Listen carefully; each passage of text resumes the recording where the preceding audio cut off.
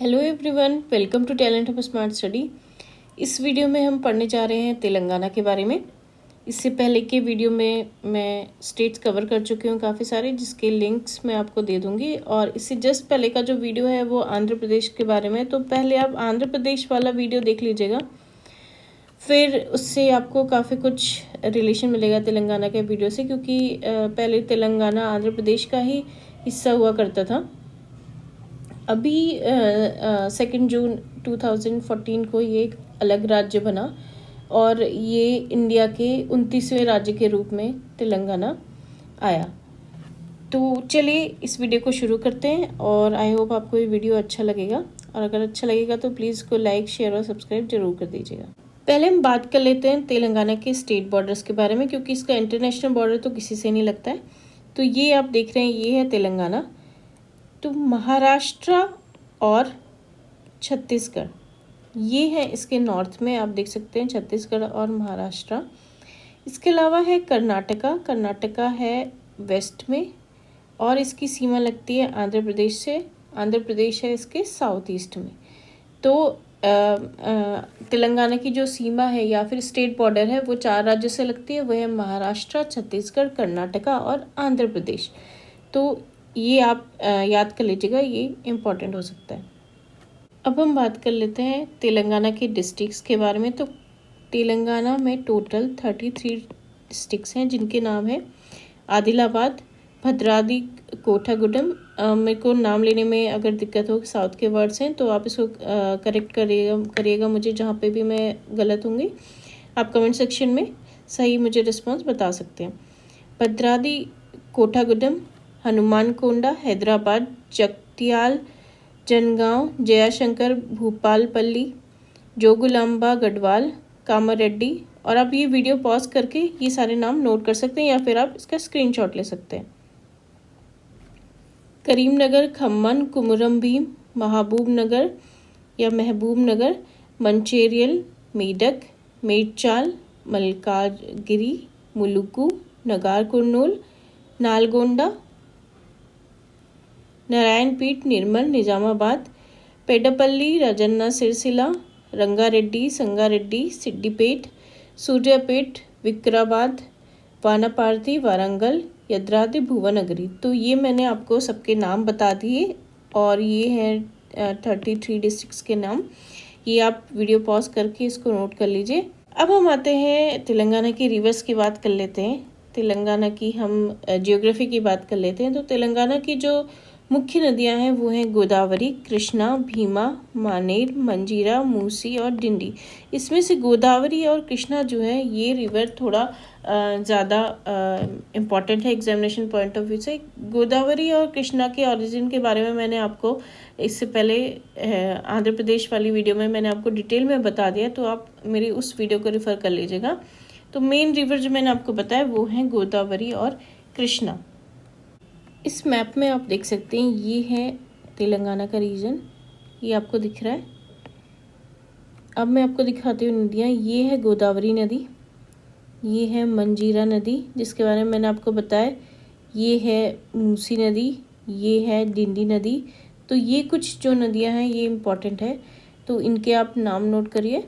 और मैंने आपको लिस्ट बताई दी है। ये भीमा नदी है, ये भी आप देख सकते हैं, ये तेलंगाना से होके जा रही है। तो इन नदियों के नाम इम्पॉर्टेंट।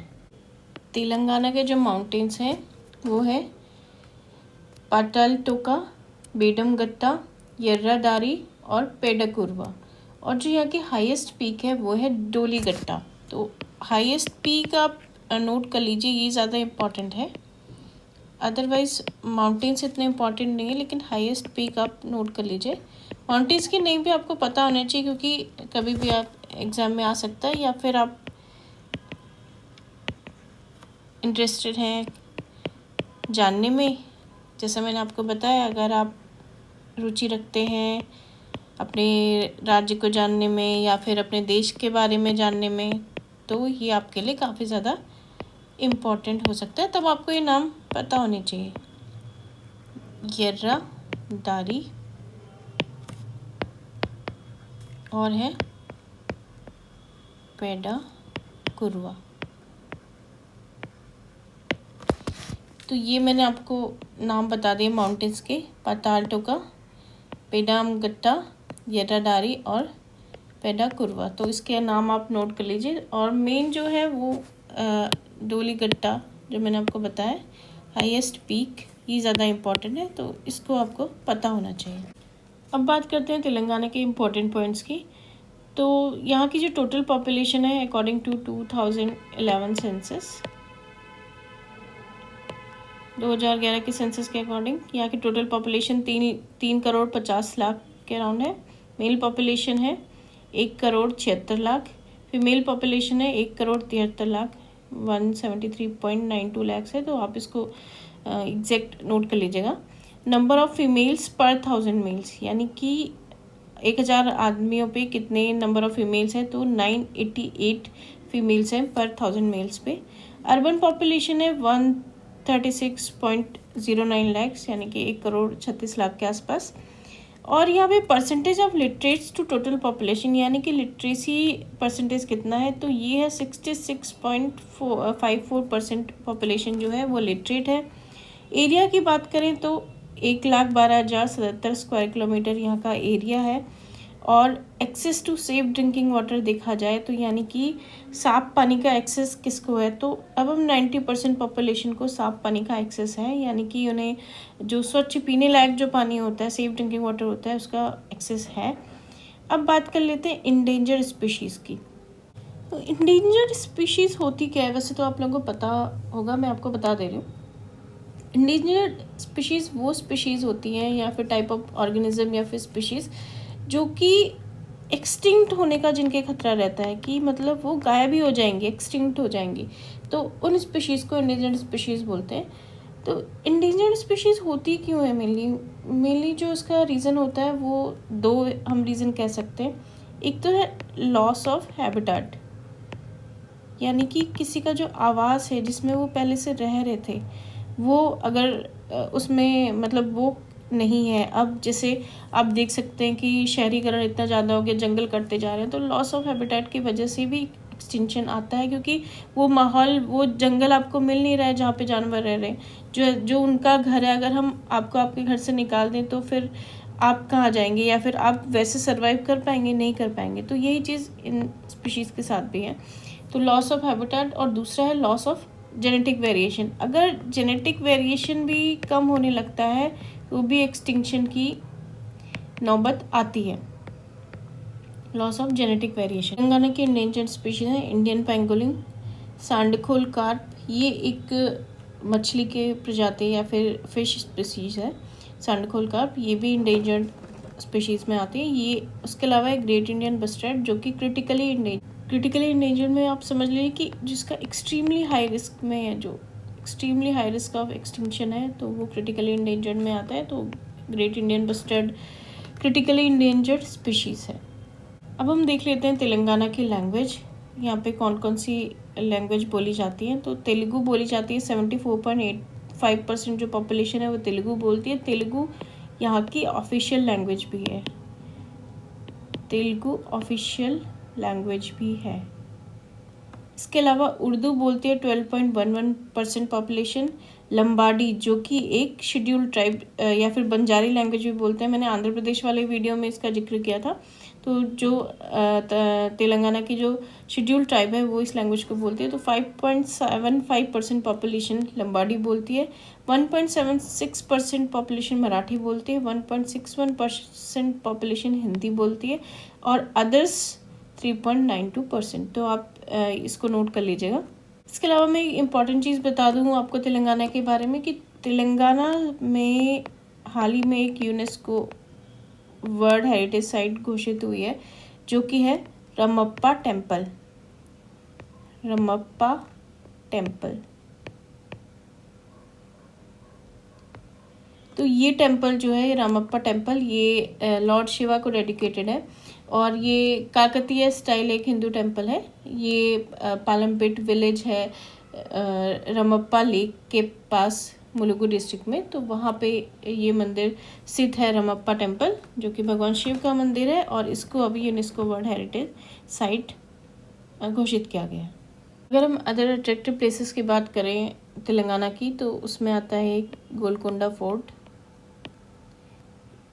गोलकोंडा फोर्ट ये भी नाम अलावा चार मीनार जो कि काफ़ी ज़्यादा पॉपुलर है, और एक है हुसैन सागर लेक। हुसैन सागर लेक, तो ये मैंने आपको बताया, ये इंपॉर्टेंट है। इसके अलावा जो रमप्पा टेम्पल मैंने आपको बताया था, जिसको यूनेस्को वर्ल्ड हेरिटेज साइट घोषित किया गया है, तो वो एग्जामिनेशन पॉइंट ऑफ व्यू से इम्पॉर्टेंट है। अब हम बात कर लेते हैं यहाँ की इम्पोर्टेंट क्रॉप्स की। तो rice, cotton, soybean, maize, jowar, castor, sesame, peanuts, red gram, green gram, black gram, तो ये यहाँ की इम्पोर्टेंट क्रॉप्स हैं, जिसमें से जो राइस है वो मेजर क्रॉप है। राइस मेजर क्रॉप है। यहाँ पे चावल का उत्पादन काफ़ी ज़्यादा मात्रा में होता है। तेलंगाना के रिसोर्सेज एंड पावर की बात करें तो आयरन ओर यहाँ पे मिलता है, uranium, granite, manganese, high grade coal, limestone और डोलेराइट।